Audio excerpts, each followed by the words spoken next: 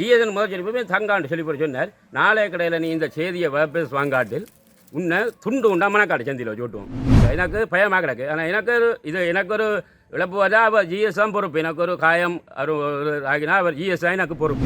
அந்த நம்பர் எடுத்து வைத்த நம்பர் 074 31 75 284. இந்த பேர் நான் ஏசுநாயகம் நார்கோயில் மேற்கு 424 ஜிஎஸ் பிரிவில் என்று வாழ்ந்து கொண்டிருக்கிறேன். எனக்கு என்ன பிரச்சனை, நான் ஒரு ஜிஎஸ் இந்த வீட்டை வந்து இந்த எங்களை அழிவுகளை பார்க்கல. நாங்கள் எத்தனை சொல்லியும் பார்க்கல. அந்த 12ஆம் தேதி ஒரு செய்திக்காரர் வந்த அப்புறம் ஒரு செய்திக்கு ஒரு இது ஒன்று தகவல் ஒன்று கொடுத்துனாங்க. கொடுத்தா அது செய்தியில் போய்க்கொண்டு நிற்கிற கட்டத்தில் 12ஆம் தேதி அது கொடுத்தது.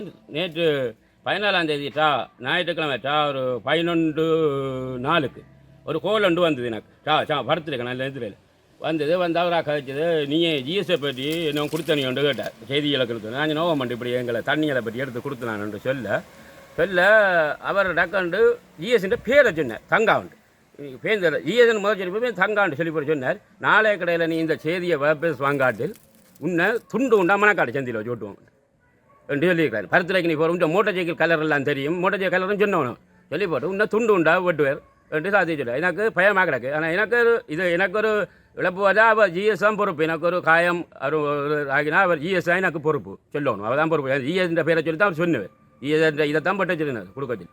அப்போ அந்த நம்பர் எடுத்து வைத்த நம்பர் 074 31 75 284 இந்த நம்பரை தான் அவர் எடுத்து தான் எனக்கு பயப்படுத்துகிறார்.